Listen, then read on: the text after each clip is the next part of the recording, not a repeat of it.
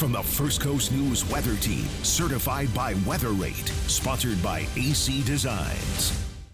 All of those islands sound like pretty good spots to go to, and thankfully, no tropical systems or development or activity to really hinder any plans you might have on any of those islands, especially the ones out along the coast or the eastern shoreline here. Barrow is pretty much a moot point at this point as it now moves into really southern Canada, the Toronto area, and even north of the New England states.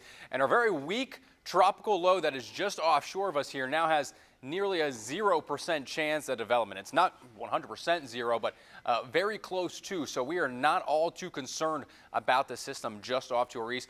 Consistently, though, have seen a lot of convective activity from early this morning all through the afternoon and now into this evening. But upper level winds are out of the northeast. So that is actually pushing most of those high cloud tops and any thunderstorm activity down to our south, so much closer to the I-4 corridor, Orlando, and even over towards Tampa Bay.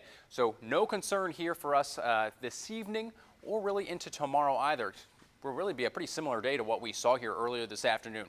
Warm, dew points are going to be a little higher, so you will notice a slight uptick in the humidity, but temperature-wise, mid-90s, a few high clouds out there, especially by the late afternoon and early evening, and maybe just one or two isolated showers or a quick downpour along some of our coastal areas and that I-95 corridor. But overall, rain chances should stay relatively low for your Friday and for the most part on Saturday as well. So if you do have any outdoor plans on Saturday, don't cancel anything. Again, just one or two isolated pop-up storms there, really between about 2 and 6 p.m. for your Saturday evening.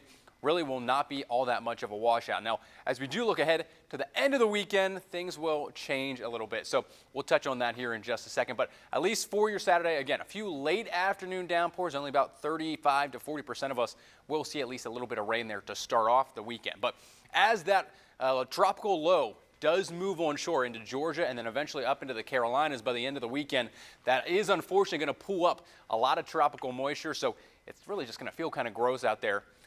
Very sauna-like humidity, unfortunately, but also will increase our rain and thunderstorm chances. So about 60% of us will see some form of rain, downpours, or thunderstorms there to end your weekend. So we're going to get back into not only the daily afternoon rain and storm chances by Sunday, but also the intense humidity. Real fuel temperatures back up to close to heat advisory criteria by Sunday, and then continuing into the first half of early next week. Monday, Tuesday as well could see potentially dangerous real fuel and heat indices across the First Coast. So we're going to keep very, very close tabs on that. And like I mentioned, daily rain chance is going to continue past Sunday and into next week. I think Thursday will likely be our best chance to see widespread rainfall here across the First Coast.